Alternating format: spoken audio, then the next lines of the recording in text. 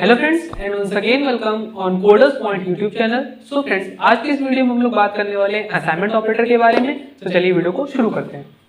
तो फ्रेंड्स, सबसे पहला ऑपरेटर जो हमको पढ़ना है वो है सिंपल असाइनमेंट ऑपरेटर। जैसा कि आप लोग देख सकते हो लिखा हुआ है this operator is use to assign the value of right operand into left operand. इसका मतलब सिंपल सा ये है, सपोज करिए आपने एक वेरिएबल बनाया इंटीजर टाइप का a, और आप इस इंटीजर टाइप के वेरिएबल में जो खाली स्पेस आपने क्रिएट करा है a, इसके अंदर आप स्टोर करना चाहते हो 10, तो आप यूज करोगे सिंपल असाइनमेंट ऑपरेटर का, और आपने लिखा a इज इक्वल टू 10 और यहाँ पे क्या स्टोर हो गया 10।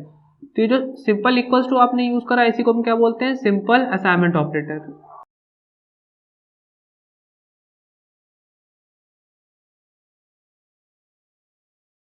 ये जो हमने इक्वल टू यूज करा है सिंपल, इसी को हम क्या बोलते हैं, सिंपल असाइनमेंट ऑपरेटर। और इसकी मदद से हम किसी वेरिएबल में किसी वैल्यू को असाइन कर सकते हैं, या फिर किसी वेरिएबल की वैल्यू को किसी दूसरे वेरिएबल में भी असाइन कर सकते हैं। फॉर एग्जांपल, आप एग्जांपल के लिए समझ लीजिए हमारे पास एक यहाँ पे b वेरिएबल है जिसकी वैल्यू 10 है, और एक हमारे पास c वेरिएबल है। हम चाहते हैं कि जो b की वैल्यू है वो c में भी आ जाए, तो आप लिखोगे c is equal to b। इसका मतलब है b की जो कुछ भी वैल्यू होगी वो किस में भी आ जाएगी, c में भी आ जाएगी। तो मतलब कि जब कभी भी आपको वैल्यू असाइन करनी होगी, चाहे फिर वो एक वेरिएबल की वैल्यू दूसरे वेरिएबल में असाइन करनी हो, या फिर सिंपल एक वेरिएबल में किसी वैल्यू को असाइन करना हो, तब आप यूज करेंगे सिंपल असाइनमेंट ऑपरेटर को।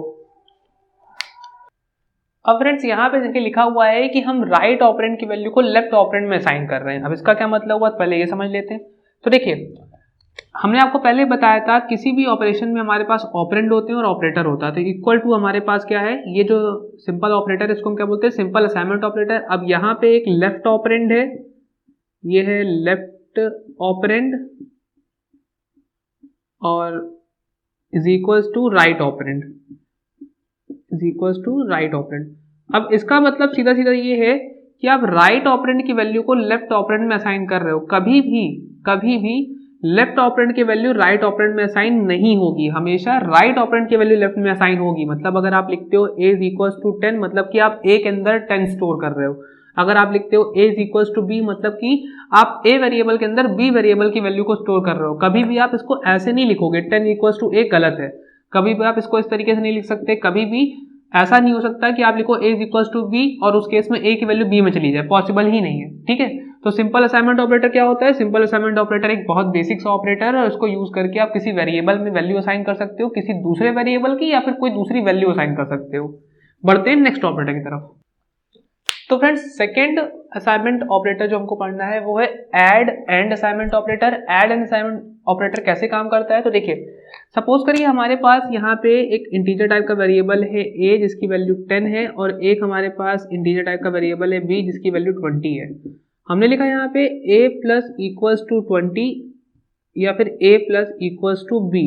अब इसका क्या मतलब हुआ, तो यहाँ पे अब हमको कैलकुलेट करनी है a और b की क्या वैल्यू आने वाली। तो देखिए, ये कुछ इस तरीके से काम करेगा, ये हो जाएगा a is equals to a plus b, और देखिए ऊपर लिखा भी हुआ है, क्या लिखा हुआ है, this operator add the right operand with left operand and then assign the calculated value into left operand. मतलब कि पहले तो हम राइट ऑपरेंड और लेफ्ट ऑपरेंड दोनों को जोड़ लेंगे, और फिर जो भी वैल्यू आएगी उसको a में स्टोर कर देंगे। तो ये कुछ इस तरीके से हो जाएगा, ये हो जाएगा a is equals to 10 plus 20, और यहाँ पे हमको a की वैल्यू क्या मिलेगी, 30। तो यहाँ पे आंसर क्या आएगा, a की वैल्यू 30 आएगी, और b की वैल्यू क्या रह जाएगी, b की वैल्यू 20 रह जाएगी। तो कुछ इस तरीके से हमारा ऐड एंड असाइनमेंट ऑपरेटर काम करता है। सबसे पहले होगा क्या, सबसे पहले लेफ्ट और राइट दोनों ऑपरेंड्स को जोड़ा जाएगा, और जोड़ने के बाद जो कैलकुलेटेड वैल्यू आएगी उसको लेफ्ट ऑपरेंड में स्टोर कर दिया जाएगा, कुछ इस तरीके से। तो ये हो गया हमारा ऐड एंड असाइनमेंट ऑपरेटर। तो फ्रेंड्स, नेक्स्ट असाइनमेंट ऑपरेटर जो हमको पढ़ना है वो है सब्ट्रैक्ट एंड असाइनमेंट ऑपरेटर। अब ये कैसे काम करता है, तो ये देखिए, सपोज हमारे पास यहाँ पे अगेन दो वेरिएबल है, एक है a की वैल्यू 20 और एक b की वैल्यू 10 है, और हमने लिखा यहाँ पे a minus equals to b। तो ये कुछ हो जाएगा a is equals to a minus b, मतलब कि पहले तो a से b को सब्ट्रैक्ट करेंगे, और सब्ट्रैक्ट करने के बाद जो भी वैल्यू आएगी उसको फाइनली a में स्टोर कर देंगे। तो ये कुछ हो जाएगा a is equals to 20 minus 10, और a की वैल्यू आ जाएगी हमारे पास 10 और b की वैल्यू 10। कुछ इस तरीके से हमारा सब्ट्रैक्ट एंड असाइनमेंट ऑपरेटर काम करता है। सबसे पहले क्या होगा, सबसे पहले लेफ्ट ऑपरेंड से राइट ऑपरेंड की वैल्यू को सब्ट्रैक्ट किया जाएगा, और उसके बाद जो भी रिजल्ट निकलेगा उसको हम लेफ्ट ऑपरेंड में स्टोर कर देंगे। फ्रेंड्स नेक्स्ट ऑपरेटर जो हमको पढ़ना है वो है मल्टीप्लाई एंड असाइनमेंट ऑपरेटर, और ये कैसे काम करता है। तो अगेन हमारे पास यहाँ पे एक ए वेरिएबल है जिसके अंदर 5 स्टोर किया और एक बी वेरिएबल है जिसकी वैल्यू 10 है। हमने लिखा A multiply equals to B. तो ये कैसे काम करेगा, ये हो जाएगा A is equals to A multiply by B, और यहाँ पर सबसे पहले हम दोनों लेफ्ट और राइट ऑपरेंड्स को दोनों को मल्टीप्लाई करेंगे और जो भी कैलकुलेटेड वैल्यू आएगी उसको ए में स्टोर कर लेंगे। तो हमको यहाँ पे फाइनल आंसर क्या मिलेगा, यहाँ पे हमको फाइनल आंसर मिलेगा 5 इंटू 10, तो ए की वैल्यू हो जाएगी 50 और बी की वैल्यू क्या है, बी की वैल्यू रहेगी 10। ये कुछ इस तरीके से काम करता है, मतलब सबसे पहले लेफ्ट और राइट दोनों ऑपरेंड्स की वैल्यू को मल्टीप्लाई किया जाएगा और मल्टीप्लाई करने के बाद जो भी आंसर आएगा उसको लेफ्ट ऑपरेंड में स्टोर कर दिया जाएगा कुछ इस तरीके से। तो ये हो गया हमारा मल्टीप्लाई एंड असाइनमेंट ऑपरेटर। तो फ्रेंड्स नेक्स्ट जो हमको असाइनमेंट ऑपरेटर पढ़ना है वो है डिवीजन एंड असाइनमेंट ऑपरेटर। अब हम लोग ऑलरेडी पढ़ चुके हैं कि जो डिवीजन ऑपरेटर होता है वो हमको रिटर्न करता है कोशेंट वैल्यू। तो ये चीज़ हम लोग ऑलरेडी अरिथमेटिक ऑपरेटर्स में पढ़ चुके हैं, तो वो चीज़ हम लोग यहाँ पर डिस्कस नहीं करेंगे। ये ऑपरेटर कैसे काम करता है, तो देखिए लेट सपोज यहाँ पर हमारे पास फिर से हमने एक वेरिएबल ले लिया, ए की वैल्यू 50 और यहाँ पे बी की वैल्यू हम लेट कर ले रहे हैं 10। हमने लिखा a divide equals to b। तो आप इसको जब कैलकुलेट करोगे तो ये कैसे कैलकुलेट होगा, ये a divide equals to b बन जाएगा a equals to a divide by b। मतलब पहले क्या हो रहा है, पहले हम a को b से डिवाइड करेंगे और a को b से डिवाइड करने के बाद जो भी वैल्यू कैलकुलेट होकर के आएगी उसको हम a में स्टोर कर देंगे। तो ये कुछ ऐसे हो जाएगा, ये हो जाएगा a इज इक्वल्स टू, हमारे पास a की वैल्यू कितनी 50, तो हमने 50 लिखा डिवाइड बाई b लिखा। b की वैल्यू हमारे पास कितनी है, b की वैल्यू हमारे पास है 10, तो हम 50 को 10 से डिवाइड करेंगे, आंसर क्या आएगा। अब अगेन यहाँ पे जब आप इस डिवीजन ऑपरेशन को परफॉर्म करोगे तो आपको यहाँ क्या मिलेगा, यहाँ पे मिलेगा 10 5 50। तो आपको इस ऑपरेशन के थ्रू ये वाली वैल्यू मिलेगी। क्यों मिलेगी ये वाली वैल्यू, क्योंकि डिवीजन ऑपरेशन क्या रिटर्न करता है, क्वोशंट वैल्यू रिटर्न करता है। तो a की वैल्यू फाइनली क्या हो जाएगी 5 हो जाएगी और b की वैल्यू एज इट इज जो थी वही रहेगी। तो कुछ इस तरीके से डिवीजन एंड असाइनमेंट ऑपरेटर हमारा काम करता है। अब फ्रेंड्स नेक्स्ट जो ऑपरेटर हमको पढ़ना है वो है मॉडुलस एंड असाइनमेंट ऑपरेटर। तो मॉडुलस ऑपरेटर क्या करता है, तो मॉडुलस ऑपरेटर आपको हमने और अरिथमेटिक ऑपरेटर में ऑलरेडी डिस्कस किया हुआ था कि मॉडुलस ऑपरेटर हमको क्या रिटर्न करता है, रिमाइंडर वैल्यू रिटर्न करता है। तो अगर हम यहाँ पे मॉडुलस एंड असाइनमेंट ऑपरेशन को परफॉर्म करते हैं तो यहाँ पे सपोज करिए हमारे पास फिर से एक वेरिएबल a है जिसके अंदर हमने 50 स्टोर करा और एक वेरिएबल हमारे पास b है जिसके अंदर हमने 10 स्टोर करा। हमने यहाँ पे लिखा, हमने लिखा a modulus is equals to b। तो ये कैसे कैलकुलेट होगा, तो आप सबसे पहले समझिए कि ये हो जाएगा a is equals to a modulus b, और उसके बाद यहाँ पर a की वैल्यू कितनी है, तो a की वैल्यू 50 है डिवाइड बाई 10।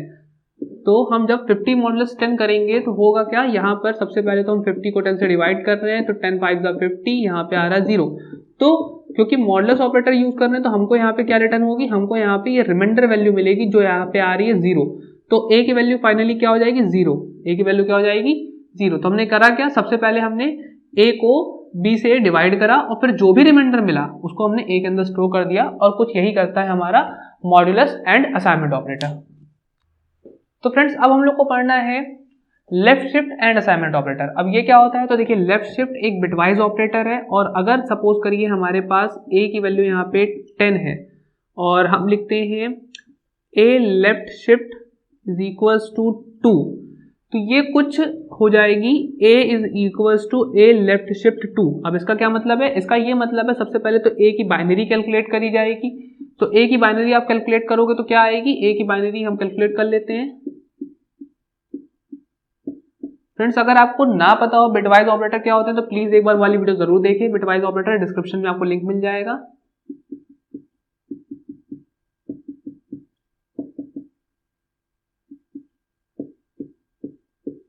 तो हमको यहाँ पे a की बाइनरी मिली 1010। अब हम लेफ्ट शिफ्ट कर रहे हैं, तो लेफ्ट शिफ्ट में क्या होता है, लेफ्ट शिफ्ट में हमने आपको बताया था कि लेफ्ट शिफ्ट में जो हमारी बाइनरी होती है वो लेफ्ट साइड शिफ्ट हो जाती है और जो ब्लैंक स्पेस होता है वहां पे 00 आ जाता है। तो ये बाइनरी शिफ्ट होकर क्या बन जाएगी, ये हो जाएगी 101000। तो अब 101000 का आप आंसर कैलकुलेट कर लीजिए, इसको डेसिमल में कन्वर्ट कर लीजिए। तो जल्दी से कन्वर्ट कर लेते हैं इसको डेसिमल में।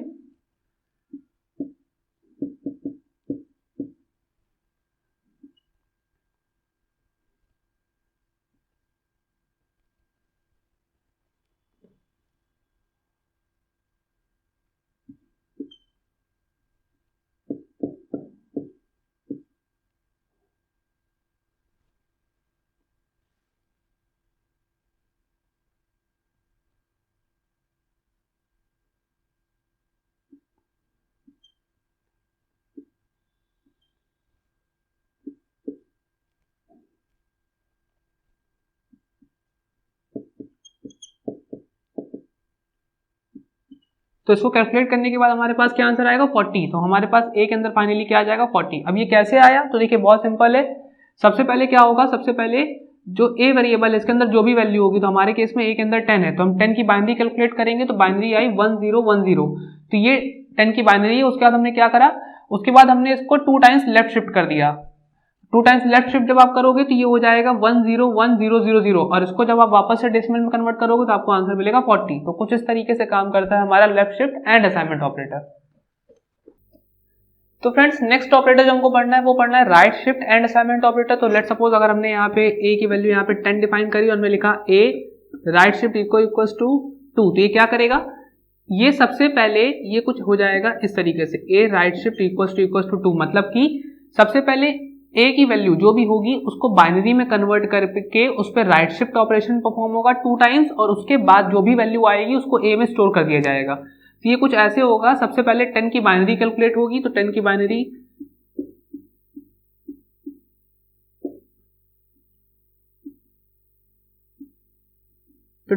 आपको मिलेगी 1010।